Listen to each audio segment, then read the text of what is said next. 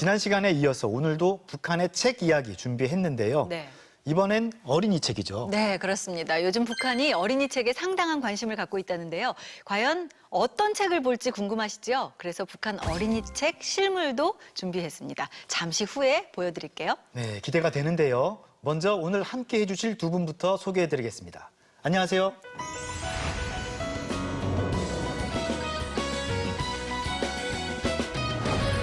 요즘에 코로나19 때문에 책 판매가 늘고 있다고 합니다. 그중에서도 어린이 책이 제일 잘 팔린다고 하네요. 예, 뭐 학교 안 가는 날도 많고요. 뭐 그렇다고 밖에서 마음대로 놀 수 있는 것도 아니고요. 뭐 엄마들은 이 기회에 아이들 책을 읽게 해야 되겠다 이렇게 생각할 법도 한데 북한은 어떻습니까? 사실 북한에서도 엄마들이 아이들한테 하는 소리는 한국하고 비슷해요. 뭐 공부해라, 책을 많이 봐라. 뭐 부모들이 집에서 얘기하는 것도 있었지만 학교에서 의무적으로 이제 책을 읽으라고 이제 내려먹었었기 때문에 1년에 10,000페이지 이상의 책을 읽어야 되거든요. 할당량을 따로 주는 네, 건가요? 그렇죠. 그래서 그 기간은 1년 내에 1년 내에. 1년 내에 봐야 되는데 책 읽기 싫어하는 애들 있잖아요. 네, 또 네. 그런 애들은 정말 맞아가면서 책을 보거든요. 아. 진짜. 근데 대충 계산해보면 10,000페이지면 한 30권 되는 거고요. 그러면 한 열흘에 한 권씩은 읽어야 된다는 건데. 그래서 저는 결혼 후에 애를 키우면서 책을 바란 말을 잘 안 했어요. 제가 너무 지겨워서. 네. 북한도 보니까 독서 열기가 상당한 것 같으네요. 북한도 이제 뭐 김일성 시대 때부터 그 뭐 문맹퇴치를 아주 강조했었고 김정일 같은 경우에 뭐 전 사회적으로 책 읽는 기풍을 세우자 이런 것들을 강조하기도 했었고요. 북한도 어쨌든 사는 형편은 그렇게 좋지 않지만 어쨌든 독서를 계속해서 강조하고 교양을 쌓을 것을 강조하는 전 사회적인 분위기가 있는 것 같습니다. 네. 그럼 주로 어떤 책을 읽어요? 지금 많이들 읽나요? 일단 많이 읽는 게 고전 동화죠. 이제 네. 저는 어려서부터 제일 기억에 남는 게 놀고 먹던 꿀꿀이. 그러니까 결국 놀고 먹으면 잡힌다는 그런 이야기도 있고요. 그러니까 여러 가지 그런 걸 동화책 지금도 나오고 있더라고요. 네. 네, 북한 어린이들도 즐겨 읽는다는 전래동화. 과연 어떤 건지 궁금하실 텐데요. 네. 바로 이 앞에 실물이 놓여 있습니다. 네, 조선 옛 이야기 그림책이라고 돼 있는데요. 네. 말 안 듣던 청개구리 같은 거는 이제 저희도 어렸을 때 옛날 이야기로 해주던 것들이고 네, 그렇네요. 근데 우리가 보는 전래동화하고 내용도 똑같은가요? 좀 차이가 있습니까? 제가 알기로는 좀 전체적인 뼈대는 같은데 세부적으로 해석이 들어가는 부분이 조금 다릅니다. 그러니까 흥부전 같은 경우에도 이제 우리 결말을 보면은 흥부가 놀부를 결국 도와주고 손을 내밀고 우애 좋게 같이 행복하게 살았다가 이제 끝인데 북한 같은 경우는 놀부는 어떤 지주 계급, 노동자를 착취하는 그리고 흥부는 노동자 계급인 거죠. 그래서 놀부가 그냥 망하는 걸로, 놀부가 네. 그냥 그 벌을 받는 것으로 이야기가 끝나고요. 이 동화들이 보면은 2014년에 출간된 건데요. 전부 이렇게 컬러 인쇄로 되어 있고 책 두께도 얇습니다. 그래서 좀 가볍게 보기가 편할 것 같습니다. 저 이제 예전에는 이야기들 책들이 좀 두꺼웠거든요. 그림이 이제 흑색 그림으로 이제 되어 있었던 거고. 근데 지금은 그림이 좀 많고 글은 좀 작고 이해할 수 있게끔. 그러게요. 북한이 점점 아이들의 교육에 신경을 쓰면서 책 재질이 좀 더 좋아진 것 같습니다. 네. 출판사도 보니까 조선 출판물 수출입사입니다. 그러니까 그 아무래도 수출입사다 보니까요. 이제 어쨌든 외국하고 이렇게 거래가 있는 기업소 같은 데는 형편이 좋거든요. 이제 수입도 많고 그래서 좋은 종이를 사용해서 어린이 책들을 만들고 있습니다. 네. 저는 또 이게 눈길이 가는데요. 지능 개발 도서 이렇게 해가지고 2019년에 나온 최신판입니다. 엄마와 함께 또 아빠와 함께 2살부터 4살 이렇게 나와 있습니다. 우리로 치면은 뭔가 유아용인 것 같은데요. 아마 이거는 타가소나 유치원 낮은 반에 배치가 될 것 같습니다. 네. 10년대 초반부터 북한이 전반적으로 지능을 위한 그런 데 아이들을 이제 교육을 많이 시킨다고 해요.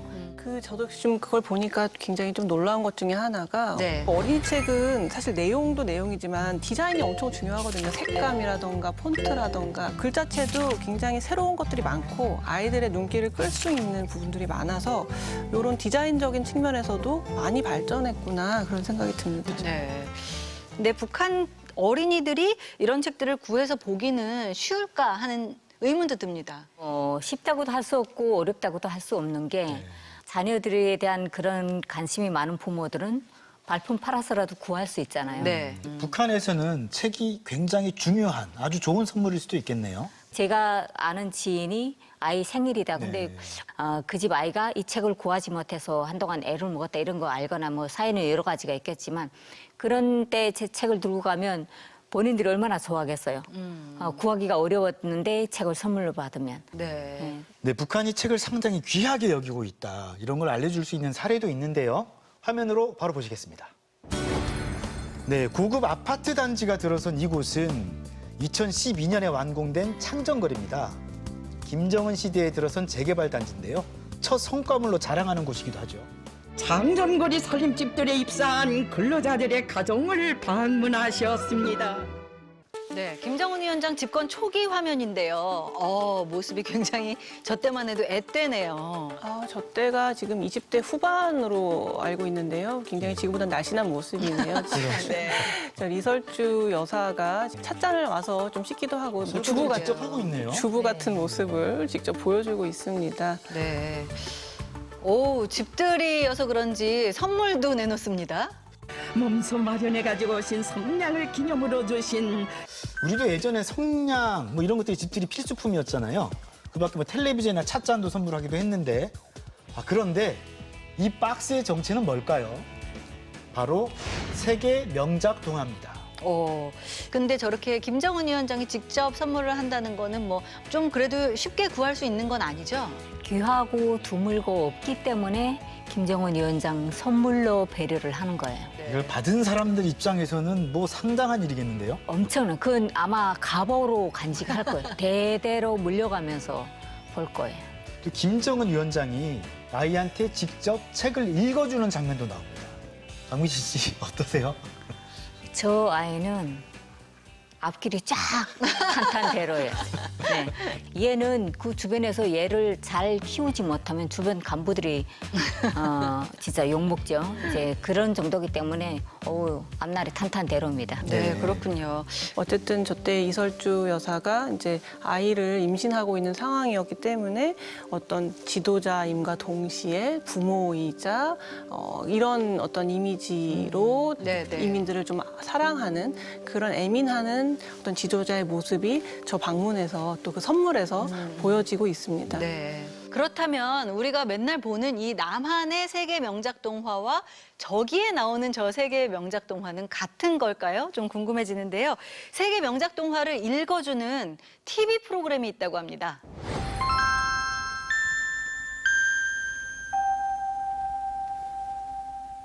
그럼 이 중에서 성냥 파는 소녀, 북한 성우 목소리로 들어볼까요? 성냥 파는 소녀는 단마르크의 동화 작가 안데르슨이 쓴 동화랍니다. 성냥을 사세요. 제 성냥을 사주세요.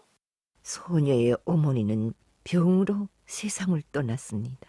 집에는 술주정뱅이인 아버지가 있는데 그는 성냥을 팔지 못하고 돌아오면 소녀를 사정없이 때리곤 하였습니다. 자, 네, 술주정뱅이에 뭐 사정없이 때린다. 뭐 아이들이 읽기에는 좀 거친 표현 같은데요. 우리 동화에서는 이런 표현 잘 안 쓰지 않나요? 남한에서는 많이 각색을 하고 순화시켜서 좀 말 표현도 그렇고 또 그 결말 같은 것들도 좀 포장을 해서 내보내는 편인데 지금 북한 같은 경우에는 그 원작 그대로 내보내고 있는 거를 볼 수가 있습니다. 네. 가지고 있던 성냥 묶음에서 한 가지를 뽑아 벽에 대고 싹 그었습니다. 맛있는 음식들이 많이 나타났습니다. 이야, 정말 맛있겠구나. 소녀는 군침을 삼키며 음식에 손을 가져갔습니다. 그러자 등에 상칼과 포크가 꽂혀 있는 계산이가 소녀에게로 날아왔습니다. 자, 저기 계산이가라는 게 나오는데요. 계산이가 뭐예요? 거위예요. 거위 네. 쓰는 말이 다르군요. 그렇죠. 등에 상칼과 포크가 꽂힌 거위라니요. 표현도 색다르고 그림도 좀 색다른 것 같은데요. 근데 저런 거는 아무것도 아니에요. 아, 그래요? 네. 그나마 이제 지금은 순하게 발전된 것 같습니다. 저런 정도면 사회주의는 다 같은 체제 아래서 너나 없이 다 동등하게 산다는 걸 이제 주장하는 그 속에서 저 책은 자본주의를 비판하는 그런 책이 될 수 있는 거죠. 네.